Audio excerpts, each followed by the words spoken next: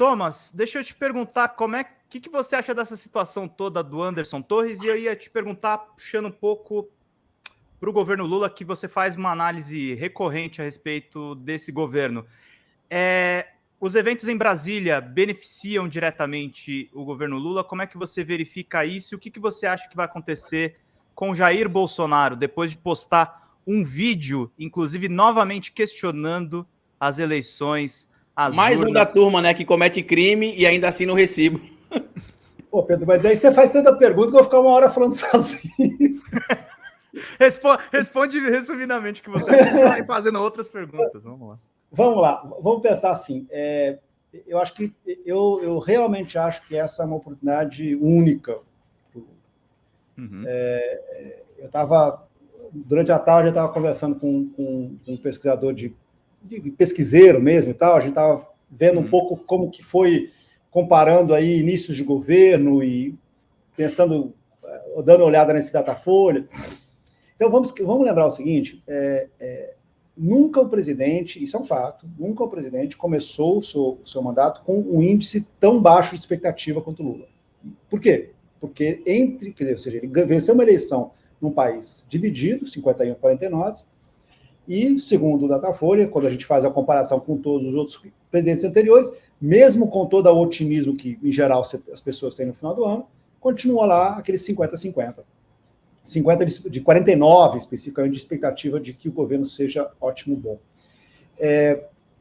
Uma situação muito difícil, porque, em geral, as pessoas dão uma consideração de falar, bem, ok, perdi, mas né, vamos ver se acontece. Até com o Bolsonaro isso aconteceu. Não aconteceu com o Lula. Por quê? Porque é um país que está rachado mesmo, rachado na expressão que eu e o Felipe Nunes estamos usando como calcificado. Já passou do polarizado, é uma coisa que está calcificada e dura.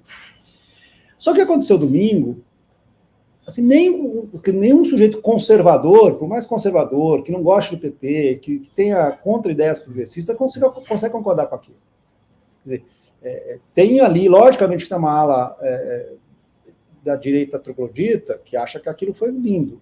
Mas isso é 10%, 15%, eu não sei, o número X.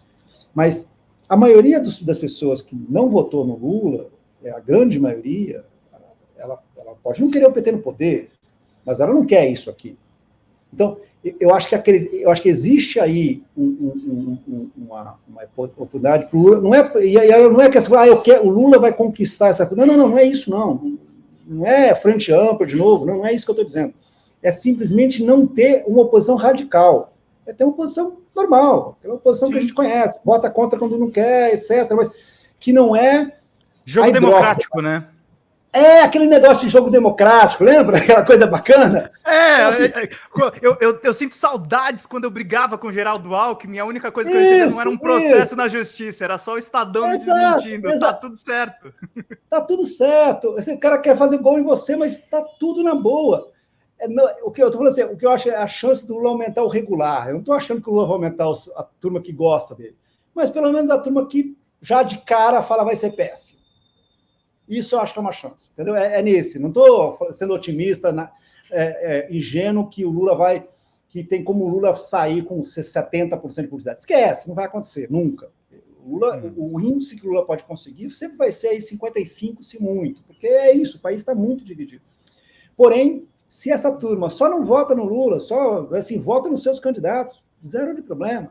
Mas no fundo, você pode ter adversário, você não quer exterminá-lo, entendeu? Acho que essa é a questão de diferença. Né? Então, acho que essa é uma oportunidade que o novo governo tem, que ele pode utilizar, se ele souber jogar no corner esse bolsonarismo, e mostrar, olha, o bolsonarismo é isso aqui, o bolsonarismo hardcore são esses golpistas, essa turma que não aceita o jogo. Se você aceita o jogo, ok, vota no Zema, vota no Tarcísio, enfim, Eduardo Leite. Tudo bem, jogo jogado, mas assim, aí conversa, as pessoas usam garfo talher, é outro tipo de conversa. Então é esse tipo de oportunidade política que eu acho que o Lula tem agora. Entendi. Carlito, se quiser fazer pergunta, eu não quero monopolizar. E principalmente como eu tô no pula-pula das lives, eu quero descansar também um pouco. Eu quero só pegar essa questão do ponto que o Thomas trouxe, que é importante em relação à aprovação, porque a série histórica que a gente está analisando é a série lá do final dos anos 80, início dos anos 90, o Brasil saindo ali também de um processo de ditadura, né, entrando de novo na redemocratização, o Brasil tendo, inclusive, a pior década, talvez, da sua história, que é a década de 80 ali, na história brasileira perdida, e acho que esses 4 anos, ultimamente, que a gente teve, Thomas, acho que, claro que dadas as suas diferenças, óbvio, em diversos segmentos, meio que traz um Brasil meio apagado nesses 4 anos. A gente teve um apagão literal, né? A gente também está vendo a ascensão da extrema-direita global, tanto que eu cheguei até a comentar em algumas lives que a gente já fez aqui na Folha Democrata, numa hora de política, a surpresa que eu tenho de como o bolsonarismo conseguiu invadir, por exemplo, periferias, conseguiu invadir feiras, que aqui no Nordeste eu vou muito fazer feira no final de semana, e eu fico chocado quando eu vou, por exemplo, comprar um camarão ou um caranguejo na senhorazinha que está lá vendendo com isoporzinho em cima de um carrinho de mão, e ela tá lá com a camisa do Bolsonaro, ou tá gritando com alguém que passou ali, de algum partido de esquerda, xingando, chamando de vagabundo. Então, acho que é um pouco dessa mescla, que é o trabalho talvez, de repopularização da imagem do Lula, que o presidente Lula vai precisar fazer. Eu acho que esses atos, inclusive, que aconteceram de domingo para cá, e todos os desdobramentos que a gente já vem divulgando aqui, denunciando, inclusive, antes de a gente ter essa materialidade toda, né? Porque, como a gente falou no início da live, o bolsonarista, ele é engraçado para tentar tornar isso um pouco cômico, né? As consequências do que eles fizeram. Porque eles cometem um crime, filmam o crime e divulgam nas redes sociais. Fizeram isso ontem com o doutor Zanin, fizeram durante a invasão, no domingo passado, fizeram também durante a ida, né, dizendo quem foi que pagou, quantos dias ia ficar em São Paulo. A Ana Priscila foi lá na porta na Praça dos Três Poderes, dizendo que passou por ali e que a polícia já tinha dito que eles poderiam ir, que não ia ter problema, mostrando, inclusive, as falhas da segurança. Então, enfim, eles ajudam. Até aquilo que a gente não sabia, eles têm ajudado a gente a descobrir, porque eles mesmos têm falado sobre isso. Eu acho que esse momento da desaprovação do Lula em comparação a históricos anteriores, a gente precisa lembrar que em 2010 ele saiu com 87% de bom e ótimo, e se incluiu regular, dá 94%.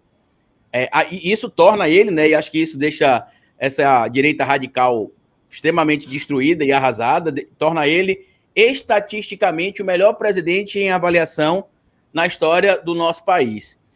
Eu acredito que isso deve melhorar nos próximos meses, Iago. Qual que é a sua percepção em relação a essa aprovação ou desaprovação, em especial nos 100 primeiros dias, né, que é o que se utiliza ali para calcular como é que o governo está indo no início? Então, eu acho que vai depender de como ele atuar nisso. Ou seja, eu acho que a atuação do presidente Lula em relação aos atos é que vai dar o tom para essa avaliação dos famosos 100 dias, 90 dias, enfim, quando a gente começar a checar isso direito. Eu acho que tem uma oportunidade de ouro ali para jogar um pouco esse bolsonarismo para o lado. Porque a gente tem que contar a história. Eu acho que é isso que as pessoas têm que entender. Dia 30 de outubro, Lula vence a eleição com 51% a 49%. Ok. Já no dia 1º de novembro, começa o bloqueio de estradas. O bloqueio de estradas continua no dia 1º, dia 2, dia 3, e daí o Bolsonaro faz uma frase, aquelas frases que tem todos os sentidos possíveis, você pode ler como você quiser, mas basicamente dizendo para as pessoas saírem, mas manterem protestos pacíficos. Começam os acampamentos, basicamente na semana do dia 15, principalmente, começam os acampamentos em frente aos quartéis. Durante todo esse processo, os quartéis acomodam né, essas pessoas ali na frente, coisa que tenta você estacionar seu carro na frente do QG para você ver o que acontece. Isso se mantém, começa a gente começa a ter casos, e aí você tem um caso, assim, caso específico, você teve um carro-bomba perto do aeroporto de Brasília, perto do Natal. Ponto 1. Depois você tem os atentados, você tem a invasão ao Congresso, a invasão ao Supremo, a invasão ao Palácio do Planalto no domingo. No mesmo domingo, você tem a tentativa de bloquear a refinaria de Araucária, no Paraná, e a ideia era também fazer isso na Reduc. Você tem, na segunda-feira, a queda das linhas de transmissão de Itaipu, que, por uma questão de backup, não deu problema, mas é isso. Quer dizer, Você tem aí planos muito... Assim, isso nós não estamos falando de alguma coisa que foi um ato de protesto. Meu amigo, isso aqui é plano. Quer dizer, são atos claramente de atacar a infraestrutura do país para criar caos, para criar pânico, é terror político. Não tem outra conversa sobre isso aqui. Esses caras, assim, nós não estamos tratando com oposição. Oposição é o que a gente fala. Um jogo torce para o Corinthians, outro para o Palmeiras. Bacana. Isso aqui é terror. O que esses caras querem fazer é manter um sistema de terror político, mesmo que eles não derrubem o governo, mas que cria o tempo todo a atenção que o Lula fique perdido dentro disso e não governe. Fique ali o tempo todo, né? Quer dizer, sabe, vendo se não tem uma bomba em Furnas, vendo se num jogo de futebol não tem uma bagunça, se não tem um protesto de caminhoneiro no Porto de Santos, e não conseguiu governar.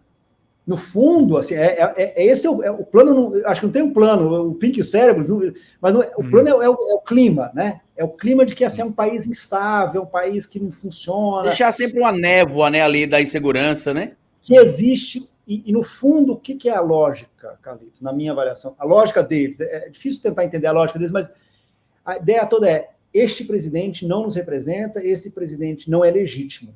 E uma parcela grande da população acha ele tão ilegítimo que é capaz de blá, blá, blá, blá. Como se fosse, né, como se isso valesse. Né? Então, assim, por isso que eu estou falando, eu acho que a reação do governo nesse momento vai contar a história desse governo. Antes, a semana passada, eu podia falar completamente outra coisa, como que eu achava que o governo ia ser, mas agora é a reação a isso aqui. Se ele souber encaixar aqui um bom discurso, se ele conseguir punir quem tem que ser punido de uma forma dura, de uma forma evidente, ouvindo as pessoas. Não, vamos lá, punindo com direito à defesa, sem lawfare, sem juiz. Sem juiz. Juiz amigo do promotor, essas coisas. Sem juiz amigo do promotor, sem nada disso, né? Só para também mudar um pouco, né, o sistema.